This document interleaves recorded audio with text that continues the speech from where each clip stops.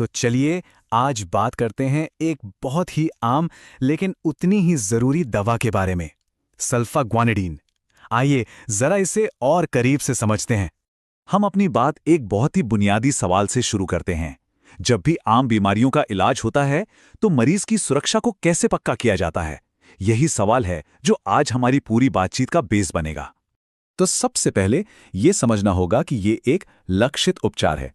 मतलब हमें यह जानना है कि सल्फाग्वानिडीन आखिर है क्या और ये ठीक ठीक किन तकलीफों में काम आती है।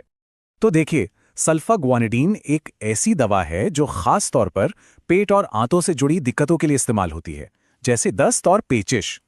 कह सकते हैं कि ये एक बहुत ही स्पेसिफिक प्रॉब्लम का स्पेसिफिक सॉल्यूशन है। अब आता है एक बहुत ही अहम हिस्सा, उपयोग और बचाव। इसे हम हरी बत्ती और लाल बत्ती की तरह समझ सकते हैं।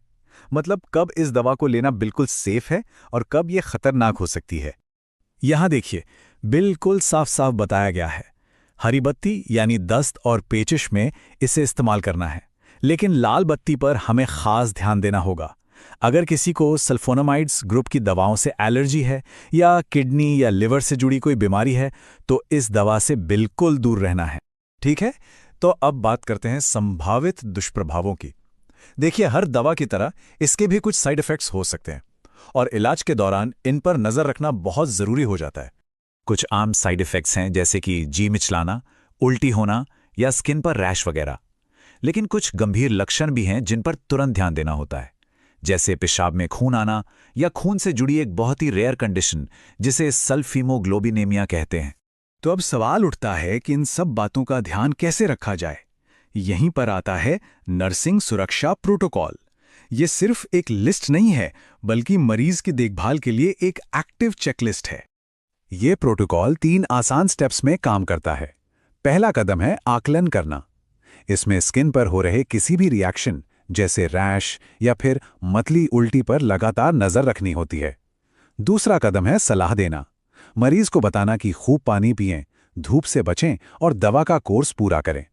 और तीसरा कदम है जांच करना, जिसमें ब्लड सेल काउंट और हीमोग्लोबिन लेवल चेक किए जाते हैं।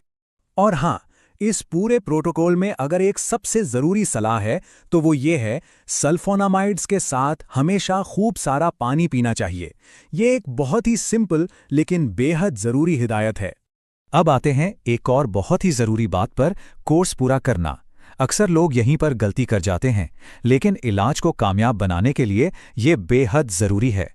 सबसे जरूरी सलाह यही है कि डॉक्टर ने जितने दिन का कोर्स बताया है उसे पूरा जरूर करें। कई बार थोड़ा बेहतर महसूस होते ही लोग दवा बंद कर देते हैं।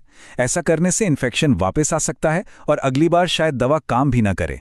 तो चलिए इन सारी बातों का एक छोटा सा सारांश देख लेते हैं। एक्शन में क्या है? आकलन, सलाह और जांच।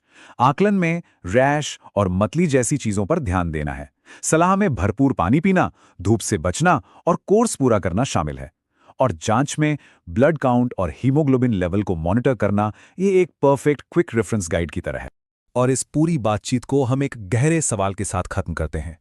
किसी भी इलाज में दवा का काम कहाँ खत्म होता है और हमारी अपनी सतर्कता कहाँ से शुरू होती है, इस पर सोचिएगा जरूर। मित्रों, यह वीडियो देखने के बाद आपको इस दवा के बारे में तो काफ़ी कुछ जान ही चुके होंगे, लेकिन डॉक्टर की सलाह के बिना दवा लेना सुरक्षित नहीं है। वीडियो पसंद आए तो लाइक करें, शेयर करें और सब्सक्राइब करना न भूलें, ताकि ये जानकारी किसी दूसरों तक भी पहुंच सके। धन्यवाद।